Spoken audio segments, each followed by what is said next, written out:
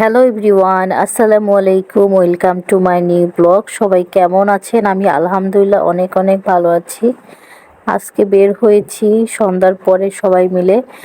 আমার ননদ একটু হাই দিচ্ছিল, আর আমরা মেইনলি এখন যাচ্ছি আড়ংয়ের দিকে একটু। আর দেখি যে শিববাড়ির এখানে আমার নানি শাশুড়ির ছবি টানায় রাখছে, আর তো খুব সুন্দর করে সাজায় রাখছে, তাই দেখতেছিলাম। তো আমরা মূলত যাচ্ছিলাম হচ্ছে একটু বাজার করতে, স্বপ্নতে যাব আর একটু আড়ংয়ে যাব, কাজ আছে। তা আড়ংয়ে যেয়ে দেখি আড়ং হচ্ছে বন্ধ। তারপর আমরা হচ্ছে স্বপ্নর দিকে চলে যাচ্ছিলাম আবার ইজি বাইক নিয়ে। আর আমার ননদ তো একটু একটু করে জ্বালাচ্ছিল পিচ্চিটা। এই যে আমরা স্বপ্নতে চলে আসছি। আর সারাকে কিন্তু আজকে মাশাআল্লাহ অনেক কিউট লাগতেছে। তারপর স্বপ্নতে কেনাকাটা করে এখন আমরা বের হয়ে যাব। আমরা হচ্ছে শিববাড়িতে একটা দেখেছিলাম মানে ভিডিওতে, যে পিঠা আছে আর অনেক রকমের ভর্তা আছে, সেই জন্যই মূলত শিববাড়িতে আসছি।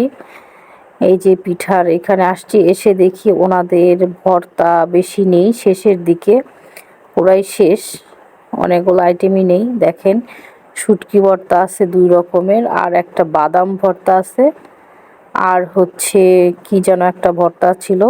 আর এইখানকার পিঠা এত বাজে, বিশ্বাস করবেন না, অনেক বাজে পিঠা বানাইছে, পুরা শক্ত আটা আটা, তার মধ্যে কিছুই ছিল না। তো আমি তো খাই নাই, কোনো রকম একটু টেস্ট করছি।